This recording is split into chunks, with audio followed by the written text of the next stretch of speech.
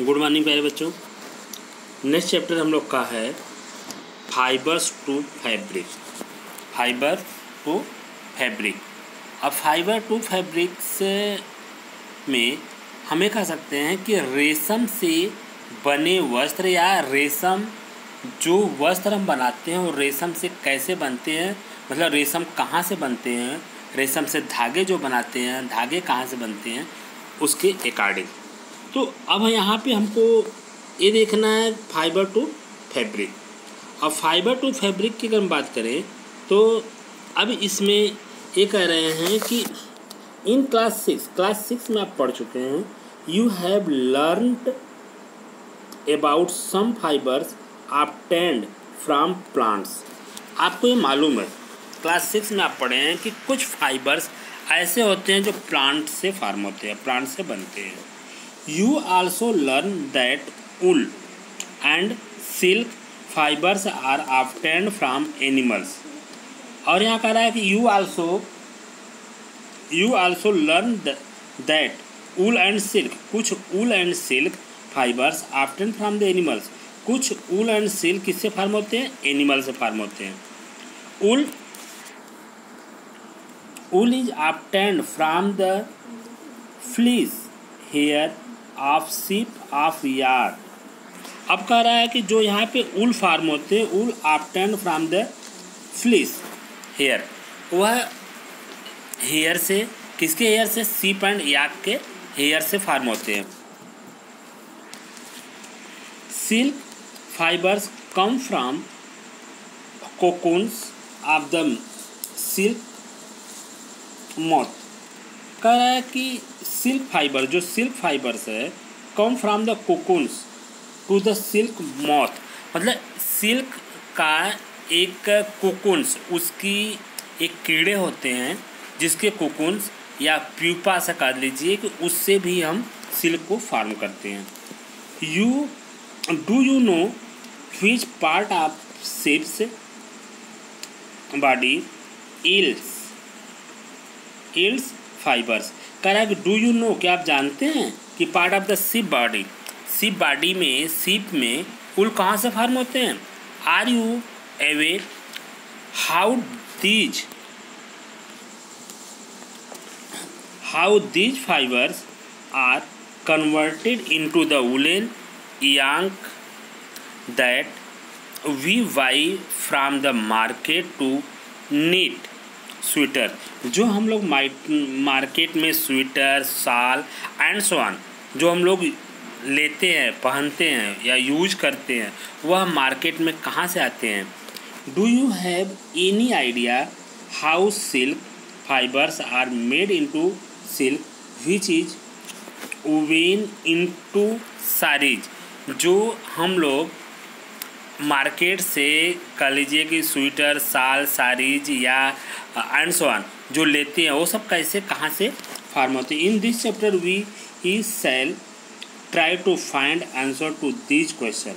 आप ये सब क्वेश्चन इस आंसर में आप जानेंगे कि ये सब कहाँ से फार्म होते हैं। Animal fibres wool and silk. अब यहाँ कह रहा है कि animal fibre wool and silk. तो एनिमल फाइबर्स जो होते हैं वूल एंड सिल्क, ये कैसे फार्म होते हैं? अब बात करते हैं वूल की। Wool comes from sheep, goat, yak and some other animals. ये कह रहे हैं कि wool comes from sheep. Wool जो फार्म होते हैं वो शीप से होते हैं, गोट से होते हैं, याक से होते हैं, एंड सम अदर एनिमल्स, और कुछ और एनिमल्स होते हैं। These wool yielding animals bear hair on their body। कुछ ऐसे एनिमल्स भी होते हैं जिनके शरीर पे बाल क्या होते हैं? बड़े बड़े होते हैं, उनसे भी वूल को फार्म किया जाता है। Do you know why these animals have a thick coat of hair. जो कह रहा है डू यू नो, क्या आप जानते हैं कि वाई दीज एनिमल्स, किस एनिमल से जो हम थिक कोट या हेयर जो फार्म करते हैं, मतलब कि जो एनिमल्स के थिक उसके ऊपर से जो हेयर को क्या कर लेते हैं? कट कर लेते हैं। हेयर ट्रैप और lot of here is a poor conductor of heat, as you would learn in chapter 4. So here keeps these animals warm. Wool is derived from these hairy fibers. अब कहने का मतलब कि जो air poor conductors of heats, ये जो air है हमारा पुअर कंडक्टर्स ऑफ हीट है। As you would learn this chapter, इसको हम चैप्टर 4 में पढ़ेंगे। So hair keeps these animals या वार्म, और जिसके कारण इस हेयर के कारण एनिमल्स क्या रहते हैं, वार्म रहते हैं, मतलब उनके अंदर गर्मी बनी रहती है। Wool is derived from these hair fibres, wool हम उससे एयर फाइबर से या हेयर फाइबर से हम फार्म करते हैं। Activity 3.1, activity 3.1। अब 3.1 की जो एक्टिविटी है हम इसको क्या करेंगे, feel in the air hair on your body and arms and those on your head. करा फिल, उसका अनुभव कीजिए उसके हेयर का, एंड बॉडी आर्म्स, उसके आर्म्स का, those of the your hand, आप अपने हाथ से। Do you find any difference which one seem coarses and which one is soft? कुछ ऐसे जानवर होते हैं, कुछ ऐसे होते हैं जिनके ये क्या होते हैं, सॉफ्ट होते हैं, और किसी के हार्ड भी होते हैं। आप इन जानवरों को देख करके आप कर सकते हैं। Like us the hairy skin of the sheep has two types of fiber that form its fleece. अब कह रहा है लाइक एस, हम जानना चाहेंगे या जानेंगे कि हेरी जो स्किन है ऑफ द शिप, ये दो टाइप्स के होते हैं। एक होते हैं, क्या होते हैं, कोर्स बियर्स हेयर, एंड दूसरा होती है the fine soft under hair close to the skin.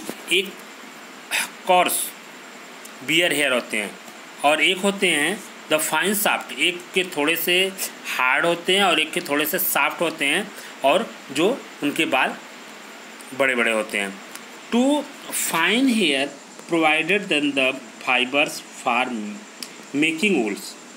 The fine hair, जो उसके फाइन हेयर प्रोवाइड्स फाइबर्स, उसके हम फाइबर्स मेकिंग वूल, उससे हम वूल को फार्म करते हैं, वूल बनाते हैं। Some breeds of sheep process only find under hair, some breeds, हम उस ब्रिज आप सी प्रोसेस ओनली, हम उसको कुछ अंडर हेयर, हम उसके जो एयर मतलब कि हेयर जो होते हैं उसको हम उसके स्किन से बाहर कर लेते हैं, स्किन से निकाल लेते हैं। Their parents are specially chosen to give birth to sheep which have only soft under hair, और उसको हम उसके बर्थ से मतलब कि जो होते हैं बर्थ से ही उस शीप के, हाँ वो जो ईयर उगते रहते हैं उसके शरीर से, फिर उसको हम क्या करते हैं, निकाल कर बाहर रख लेते हैं। This process of the selecting parents for obtaining special characteristic in their offspring such as soft under hair in sheep is termed selective breeding. हम उसको अलग अलग सेलेक्ट कर लेते हैं, उनके हेयर के लिए अलग अलग सेलेक्ट करके फिर उसको अपने आवश्यकता अनुसार सेलेक्ट करके हम रख लेते हैं। जैसे आप देख रहे हैं कि ये सीप है, ये सीप के इस जो बॉडी पे आप देख रहे हैं, जैसे सीप है, जो इस सीप की इस बॉडी पे जो देख रहे हैं ये सब क्या है, हेयर है इसके। इसी हेयर से हमारा ऊल फार्म होता है, इसी हेयर से ऊल क्या होता है, फार्म होता है। Sheep with thick growth of hair, इसके बहुत फाइन एक बाल हैं। Animals that yield wool